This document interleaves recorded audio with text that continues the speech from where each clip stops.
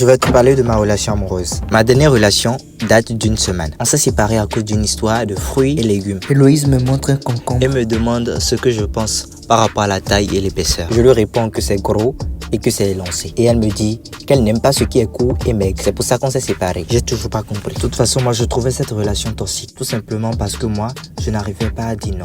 Je ne sais pas dire non. La dernière fois où j'ai dit non, le mot non lui-même a regretté d'avoir existé. Parce que c'est un mot qui m'a traumatisé depuis l'enfance. Je t'explique. C'était en 2008. J'avais 7 ans, j'avais fini les cours et j'avais appris une nouvelle notion. C'est la liberté d'esprit. Je suis rentré à la maison. Arrivé à la maison, je vois ma mère assise devant la télé et qui m'appelle. Vous connaissez le typique des mères africaines. Vous vous dites sans doute que c'est une mère sévère, méchante. Pas du tout. Ma mère, elle n'est rien de tout ça.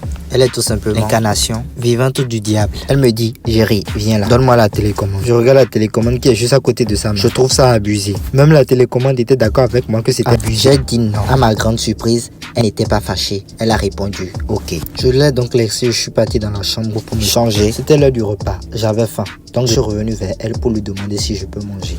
Elle a répondu non. À ma grande surprise, je n'étais pas fâché. J'ai répondu ok. C'est cette situation qui m'a traumatisé, qui fait que je n'arrive plus à dire non. D'ailleurs, laissez-moi vous dire que je voulais en finir avec cette Héloïse avant elle. Le jour où j'ai décidé d'en finir avec elle, elle m'invite à une soirée de cinéma. Écoute, moi je vais te dire, je suis ferme et je suis déterminé à en finir avec cette relation. Donc je lui ai dit, toi et moi c'est fini Héloïse. J'ai fini à mettre fin à cette relation devant le miroir. Maintenant il fallait le faire en face. Moi je vais vous dire, c'est compliqué. Donc je suis parti à la soirée et elle m'annonce que c'est moi qui vais payer les tickets. Je dis sans souci bébé, tout ce que tu voudras. Et elle m'annonce que je vais payer le ticket pour elle. J'ai dit aucun problème, je vais payer le ticket pour toi, pour moi. Et tu vas payer pour ma famille et mes copines bébé. Aucun souci. Attends quoi? Ça te pose un problème? Non, ça ne pose aucun problème. Moi, je m'attendais à payer des tickets pour 2 personnes. Pour un couple. Et non un continent. Et je suis sûr qu'aucun homme ne serait d'accord avec ça. N'est-ce pas Paul?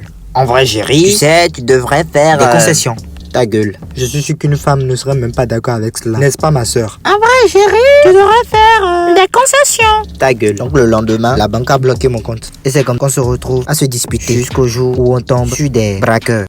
Les braqueurs voulaient nous braquer. Mais ma chérie se met à crier. Je l'ai arrêtée et je lui ai dit, ne crie pas. Si tu veux qu'on s'en sorte, fais tes dernières prières. Puis elle me demande si je suis sérieux. Je lui ai répondu que j'étais désolé de faire exactement ce que je lui dirais de faire. Je lui ai dit, bébé, fais comme moi. À l'aide! Et tenez-vous bien, ma méthode a marché. On s'est retrouvés le lendemain avec 14 fractures à l'hôpital. Après son rétablissement, elle a voulu qu'on rentre. Et avant de donner l'argument du concombre, elle a dit que j'étais faible et que je ne pouvais pas assurer sa sécurité. Alors que c'est faux. Moi, j'ai toujours voulu devenir champion de MMA. C'est mon corps qui n'a pas voulu signer le contrat.